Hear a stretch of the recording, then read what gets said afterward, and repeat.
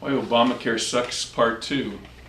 I mean, even if we could get it for free, do we want it? Well, of course we want, like, emergency room, a surgeon, something we fall off a roof. But the rest of it, the internal medicine, the medicine that's dependent upon drugs and all these high-tech therapies and diagnostics, is that something we really need? I mean, at the beginning of the 20th century, there were two schools of medicine. One was the allopathic school, which means, other, else, allo, else, other, and the homeopathic, which means self. So the homeopathic is the herbalists, the people that think that most diseases are generated internally from either deficiency or toxicity. And then the allopathic came out of the barbers, which would the leeches and the bleeding and amputation and all that kind of stuff. And I guess the industrialists at the time decided one could be monetized, but the other couldn't. I mean, how are you going to monetize herbs? Somebody can go in their garden and, achieve health through nutrition and herbs. Where's the market? But there is a market the other direction. So I think that's an important component to understand. We've gone down the wrong direction. If Obamacare allowed for a naturopathic paradigm where, why aren't we teaching nutrition in schools? How come we peddle cereal to our little kids for breakfast? Sugar, what did Calvin and Hobbes, sugar frosted chocolate bombs or something. It's cake and cookies for breakfast with homogenized cooked milk. Then usually put a little extra sugar on there. It's insane. Goals, how many plant families can you get into a day?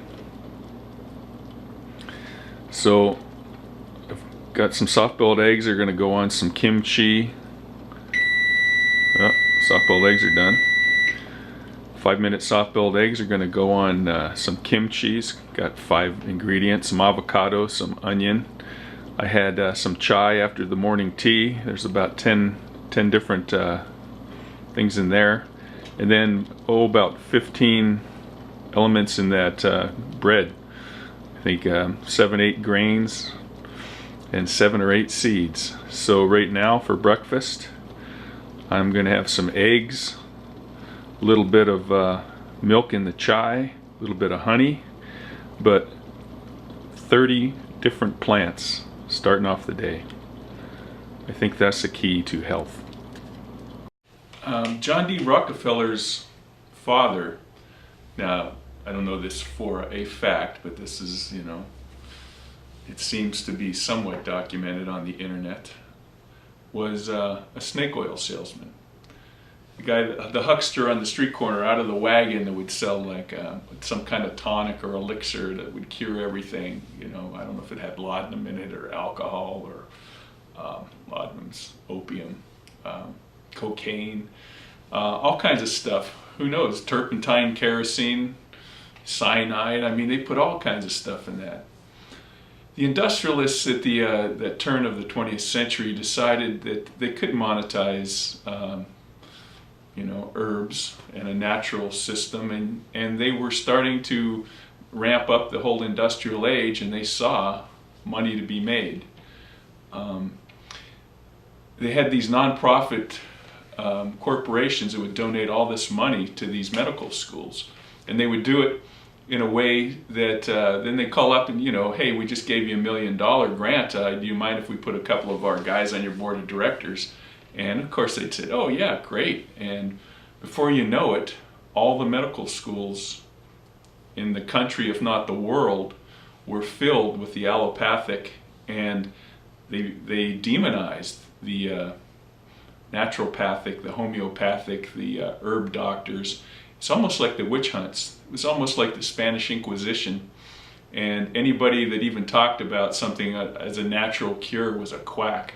So, and it still goes on today. The way they attack people health food stores that try to sell apricot kernels, and the whole thing, what's the Codex Alimentaris from the World Health Organization. It pretty much demonizes supplements and demonizes herbal remedies and heightens the toxicity standards for chemicals. Yeah, it's just, everything's kind of backwards because of all the money to be made.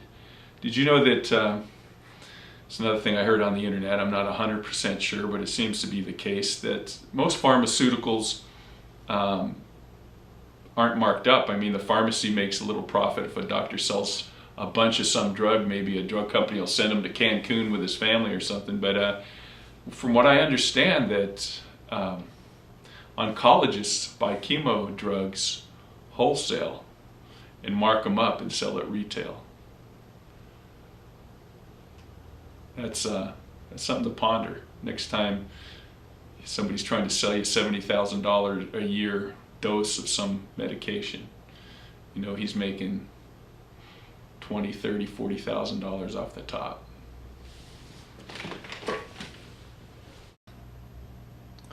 One thing I do is I keep a food log. You can see I've got a pedometer that counts calories. I wear it. I have a book on the caloric values of foods. So I try to consume no more calories than I burn, and I'm kind of figuring it out.